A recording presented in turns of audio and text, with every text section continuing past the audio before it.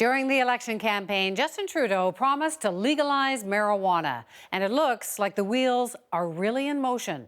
Ontario Premier Kathleen Wynne is the latest politician to jump on the bandwagon, offering to sell it in the province's liquor stores. So it sounds like it's coming.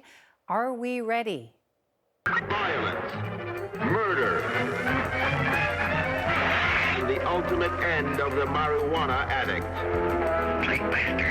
Hopeless insanity. It will remain family enemy number one and will continue to rob us of our most valued resource, our young people. Keeping dangerous and destructive drugs away from our children isn't a point of debate. Marijuana has long been a scourge, pernicious, prohibited, but that's changing. Justin Trudeau even put it in the throne speech. Legalize, regulate, and restrict access to marijuana. For many Canadians, perceptions of the drug have changed dramatically too. No worse than alcohol at a minimum, and probably less harmful than alcohol. The Harper government regulated and privatized medical marijuana, and dispensaries are now popping up all over. The demand is almost hard to keep up with. And this week, Ontario's premier said her government wants in on the action when it's legal. The LCBO is very well suited to putting in place the social responsibility aspects that would need to be in place. Welcome to Colorado, home of legal marijuana. Colorado is a litmus test. It legalized pot in 2013. The positives? People have been buying marijuana for decades in Colorado, and that money was just going to fund the pockets of drug dealers. In 1 year, the state collected about $60 million in tax revenue. But there are negatives, too.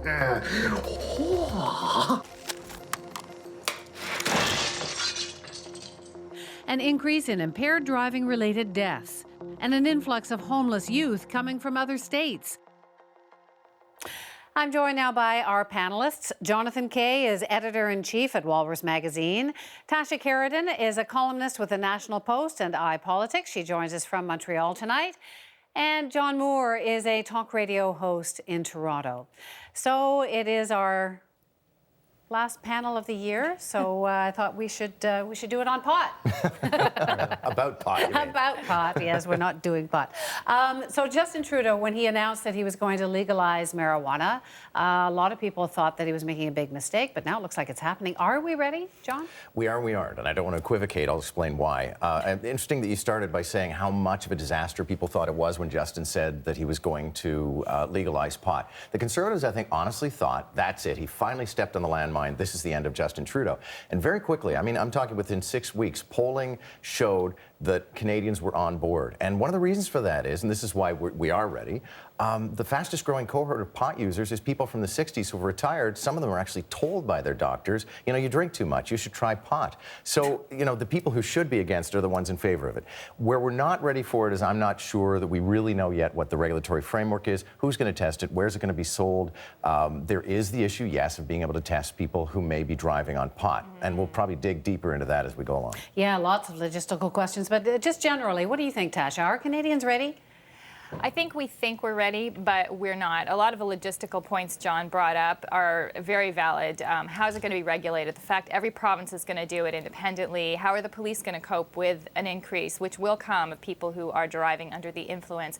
How are we going to test for that? How are we going to test for it in the workplace? Employers are going to have to deal with this kind of thing. I think we fail to really grasp the ramifications of legalization because, yes, while Canadians are smoking a lot of pot, there's no question, it's not to the extent that it will be, I think, when it's legal. And when it's legal also, people will feel it's more of an okay thing. It'll be more in the open, more of a right almost that, you know, it's like alcohol. I can go to my LCBO if Kathleen Wynne has her way and get some pot. So the attitude will be different. The prevalence will be greater. And I don't think we quite psychologically, I think, have fully grasped what that means. John? Why should it horrify us that marijuana will be treated in the same way as alcohol when alcohol is much more dangerous than marijuana? I didn't say it was horrifying. Well, no, because can you imagine you'll actually be able to go to your liquor store and buy a substance that's demonstrably less dangerous than alcohol? I don't see why that's any kind of scary scenario.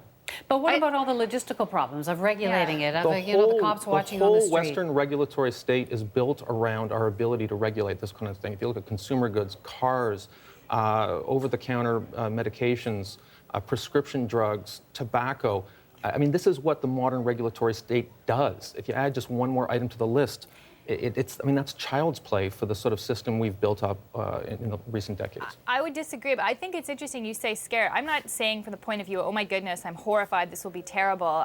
You know, as someone who's not a pot user, I understand and I respect people would like to do it. But the problem is, we are in effect, when you mentioned tobacco, going against years of what we've been trying to say, you know, get away from a legal, addictive, smokable substance. And here we're saying, hey, light up something else. It's okay. There's a message being sent. It's almost, I find, so hypocritical. It's laughable. And the government wants to make money. John, if the government wasn't going to make money off this, do you think Kathleen Wynne would care? Do you think Trudeau would care to do this? It is a tax grab. Just because there's a profitable motive doesn't make it a bad idea. If the government says we're going to make money off of a good idea, I'm not going to say, well, you know what, just to spite you, I'm going to support bad policy. And I think, go ahead. I think we very much have to question the context or the pretext, as Tasha was saying, that more people are going to do it. I don't smoke pot. It's not because it's illegal. It's because I don't want to smoke pot.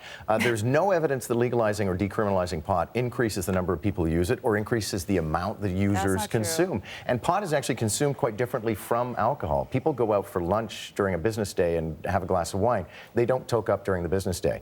Most pot use is done at home. But you're not agreeing, Tasha. I mean, in Colorado, in the States, apparently since a few states have made it legal, the numbers of young people smoking pot has actually gone down. Well, it have gone down. That surprises me that it's gone down. Canada has a very high rate already of teenage marijuana use. It's known. And I think that one of the issues is also when you start smoking pot. If you start smoking it as a teenager, the effects are very different than if you start smoking it older on your brain when it is actually developed versus when it is a developing brain. There's a lot of research around that. And I think the message being sent to young people when it is legalized is, hey, it is now okay. It's those boomer parents who are smoking it. It's totally legal. It's fine to do it. You know, who's going to wait till their 18th birthday now? As someone who never smoked pot as a teenager, I will say one of the reasons I didn't do it was because it was illegal. So maybe there is a deterrent effect somewhere.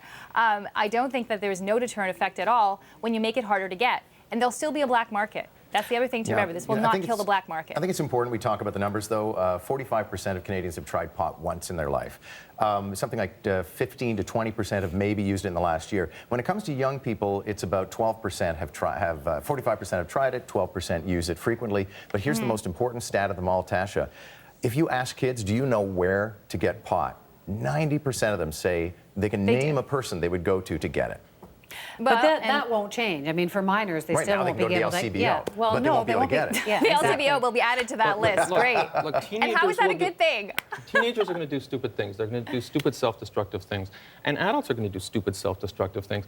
To my mind, it's always been a hypocrisy that we say, you know, you can get booze, even if you're an alcoholic.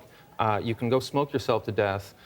You can go buy yourself a sports car instead of an SUV if you want to wrap it around a telephone pole. You can kill yourself in all sorts of ways, but we're going to put arbitrary parameters around substances that are very minimally dangerous compared to all these other things. And that's the hypocrisy, which, by the way, it doesn't just affect marijuana use. It actually affects the way people see the state and the law when they see that there's these complete inconsistencies in the way we regulate certain things. It actually brings our regulatory system in disrepute. When, you know, in the introductory segment, you showed all these Cold War era films trying to convince people that, you know, marijuana is going to lead to death and jazz music and all sorts of horrors. And then, but it feels like, I mean, one of the reasons I think Trudeau wants to get rid of the prohibition on marijuana is he's sick of this hypocrisy that surrounds it. We tolerate a certain level of risk. I think it's easy. Look, I think that he sees a budget hole coming too that he'd like to fill. It's also a policy that's very popular with young people. Let's face it, the next generation of voters. Wait, explain to me why it's bad that we raise tax revenue instead of enriching drug dealers. Explain to me why that's a bad thing.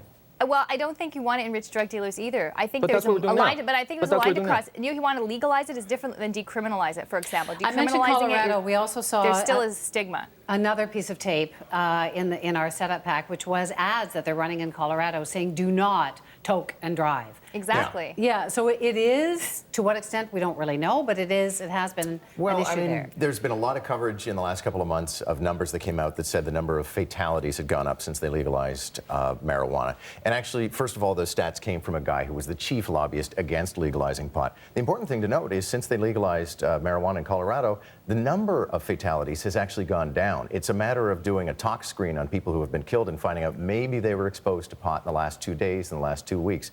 So I mean, I'm a best practices guy. If you find this causes some sort of scourge, then we have to find a way to fight the scourge, but not the product itself. Is there, John, is there a stigma? So most Canadians apparently now are supportive of some kind of legalization or easier access to pot. Is there still a stigma? Like, will people be smoking up in front of the boss at the Christmas party? Well, look, there are stigmas in all sorts of things. There's stigmas, tobacco. I probably wouldn't smoke a cigarette in front of the boss. Pornography is legal, but there's a stigma around pornography. There's all sorts of things that we permit people to do, but there's a stigma because we recognize that it's probably not the healthiest thing to do with your life. Marijuana will probably be in that category alongside tobacco, alongside excessive alcohol consumption, alongside porn, alongside a whole bunch of other self-destructive things that we permit in a liberal society because we let people make decisions for themselves. Will there be a stigma still, do you think, Tasha? Should there still be?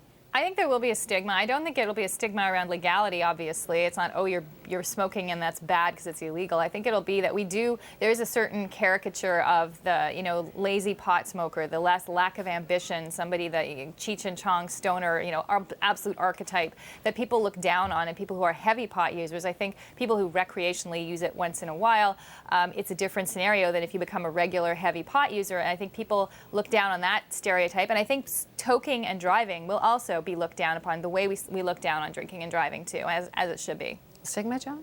Yeah, I think there still is a stigma and still will be a stigma. There's something, it's like smoking in many ways. It's dirty, right? If you're smoking pot around people who aren't smoking pot, then they don't want to get that into their faces and their furniture and their clothes and stuff like that. And it's not, I don't think it's ever going to have a level of respectability. And let's face it, we've dressed up alcohol consumption as something classy and fancy, and the drinks are special, and you go to beautiful places to do it, but it's the exact same impact as pot. So you don't see at the LCBO of having little taste tests and special this vintage of... That would be hilarious. I mean, I think, and maybe you could combine it with certain food choices. By the way, here in Ontario... If they can make money off it, they will. The other thing, though, too, is that people, and I said this earlier, the black market of pot, people think, oh, it'll be less accessible, Justin Trudeau saying less accessible to young people. That is a farce because, honestly, there will still be a black market because once you tax something, you make it more expensive than the black market version, like with cigarettes. So you're going to continue to have that. Can we emphasize one quick thing, though? I know Tasha's very much on how much the government's going to make off of it. How much government is going to save? Because we don't have to incarcerate somebody for having 6 pot plants. Because we don't have to have undercover police officers arranging for deals for something that doesn't hurt us. We're going to wrap up in like 4 seconds, but I just wonder if it becomes that, as you say, all of the old people are taking it up. Will it become uncool? Maybe the kids will all not want to do it. Well, maybe. I mean, I got to say that part of I agree with John, is that I'm surrounded by people who are my age. They're sick of getting drunk at dinner parties. They want something else, and this may be the thing. And, after a quarter century of drinking, they see the negative effects of drinking, so I think so they want to start smoking pot. That makes take up some smoking. It's the new cool thing for 47-year-old men. It's going to be to smoke pot. Yeah, it's going to be the hip thing to do. Yeah. And no self-respecting teenager except people like Tasha when she was younger. Exactly, it'll turn people off. It's good. Do that. Well, it sounds like it's coming. A few logistical hurdles to go through first. Happy New Year, everyone. We won't see you till the new year. Thank you. Merry Christmas. Bye. Thank you.